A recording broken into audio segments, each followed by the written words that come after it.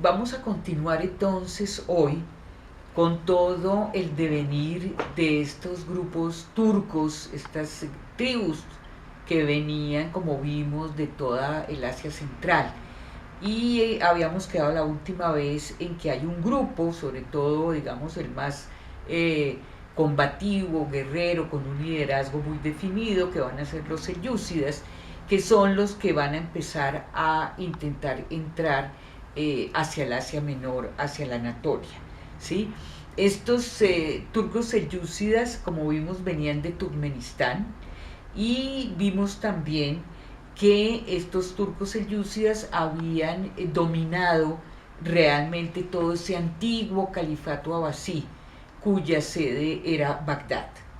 Y este hecho va a ser definitivo en todo el devenir de lo que va a acontecer en la historia del mundo árabe, porque de todas maneras lo que nosotros vamos a ver es que en la medida en que el califato abasí va cayendo, era sunita, los turcos selyúcidas que se convierten al Islam de una manera fanática van a también a ser sunitas. Y estos turcos selyúcidas van a centrarse básicamente en la lectura del Corán, una lectura del Corán que va a ser ortodoxa, es decir, sin ningún tipo de interpretación, sino una lectura completamente directa sobre el texto, lo cual da una visión pues muy cerrada y muy fanática. Entonces esto marca, esto le da también como una identidad a estos turcos selyúcidas, que son los que van a tomar el poder durante el siglo XI y XII en todo este mundo árabe, ¿sí? Y van a marcar la identidad de toda esta zona, incluido Persia, Siria, la antigua Palestina, toda esta zona que va a ser dominada por los selyúcidas, y en la medida en que ellos se van convirtiendo en un imperio, lo cual los hace cada vez más poderosos hasta llegar a controlar el califato abasí. Entonces aquí vemos un rompimiento muy importante sobre el cual me tengo que detener, porque de todas maneras, como vemos, estos turcos selyúcidas que están convertidos al Islam, que son los que van a detentar la antorcha del Islam como los más combativos, los que van a defender y a propagar el Islam sunita, ¿sí?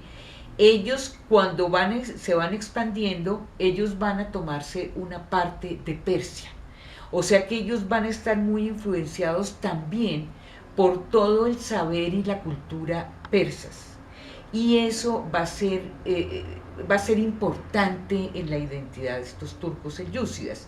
O sea que ellos, en la medida que beben de esa cultura persa, van a contratar después eruditos persas para que manejen ya el imperio que ya está consolidado, y donde ellos quieren ya dejar como una impronta, ¿sí? Ellos ya tienen el control de Bagdad.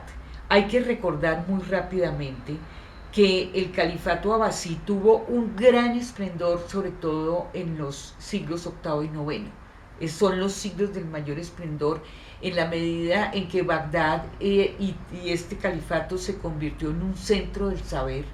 Allí se hicieron las primeras traducciones de todo el conocimiento griego que huía de las persecuciones del cristianismo, y fue justamente allí donde estas escuelas de traducción eh, crearon, a partir del conocimiento que ellas revelaban y con el conocimiento que los árabes ya tenían, se da un renacimiento enorme, donde empieza a desarrollarse la astronomía, las matemáticas, la geografía, la literatura, la arquitectura. O sea, esto es un esplendor enorme el que se vive en los siglos octavo y noveno.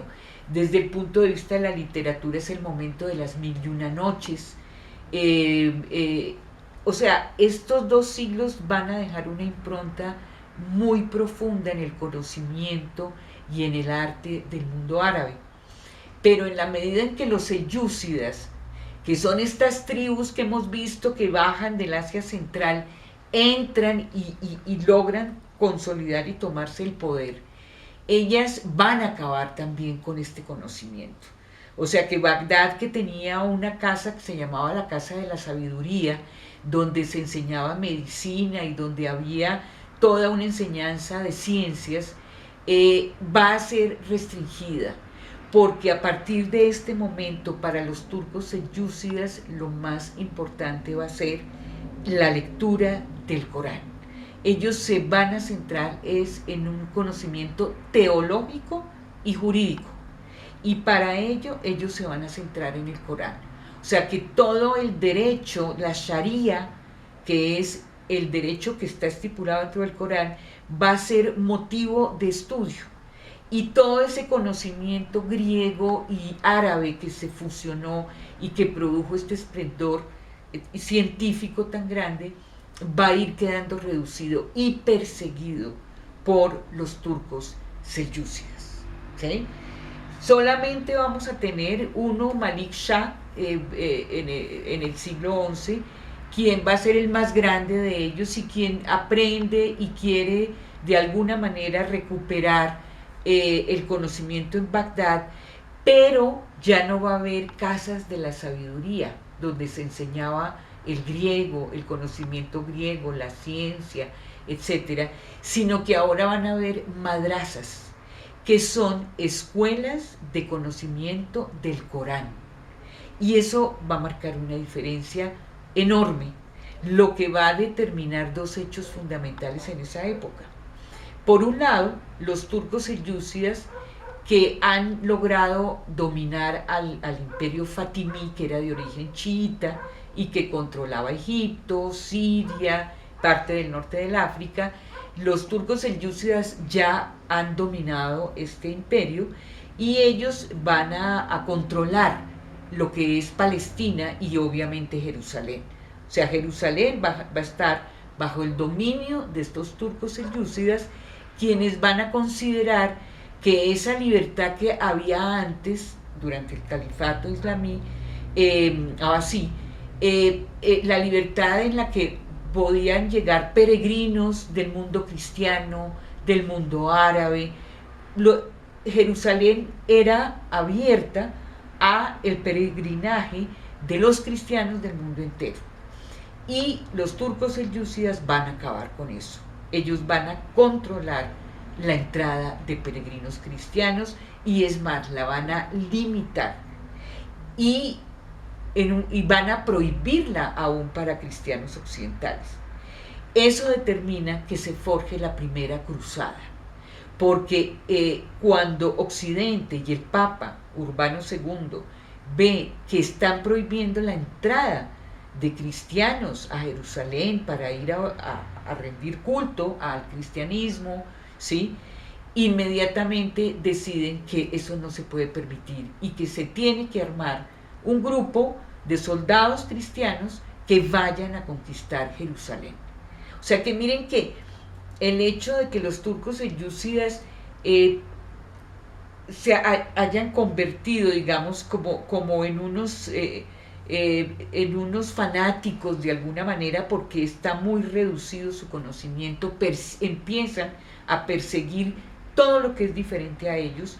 O sea que todo lo que eran lo que ellos llaman paganos griegos van a ser perseguidos y como contaba, eso determina que se forje la primera cruzada en 1096, cuando Urbano II va a crear unos soldados que serán los que llevan la cruz en su delantal, en su protección, y ellos son los que van a ir a Jerusalén, a conquistar Jerusalén, y la conquistarán. Por el otro lado, hay otro hecho fundamental con estos turcos selyúcidas, y es que a pesar de que como hay un gran personaje entre ellos que es Malik Shah, quien trató de recuperar como el saber, de mantener el saber en Bagdad, ellos van contratar sabios y eruditos persas para poder manejar su imperio. Y entre ellos, posteriormente, un siglo después, va a llegar un teólogo iraní, pero que ha prosperado durante el imperio del turco selyúcida, y a quien los turcos selyúcidas han apoyado y han bebido, digamos, de todo su planteamiento. Este personaje se llama Al-Ghazali, y Al-Ghazali es el que empieza a cuestionar las traducciones que había hecho Ibn Rushd, Averroes, en España, ¿sí? Esas traducciones que él había logrado hacer del griego al árabe, ¿sí? Y luego del árabe estas traducciones se harán al latín y este conocimiento griego llegará a Europa. Pero Ibn Rushd es el que hace y recupera todo el conocimiento de Aristóteles. Empieza a ser perseguido por el teólogo Al-Ghazali. Acuérdense que aquí viene un rompimiento profundo, y es el momento en que el conocimiento de origen griego que recuperaron los árabes a través de sus traducciones, y todo el conocimiento árabe que ya existía, que permitió el renacimiento árabe, es cercenado por esta nueva concepción teológica que va a llevar a cabo Al-Ghazali y que ejecutarán los turcos selyúcidas. Entonces vamos a dejar acá y continuaremos con ya el decaimiento de ellos.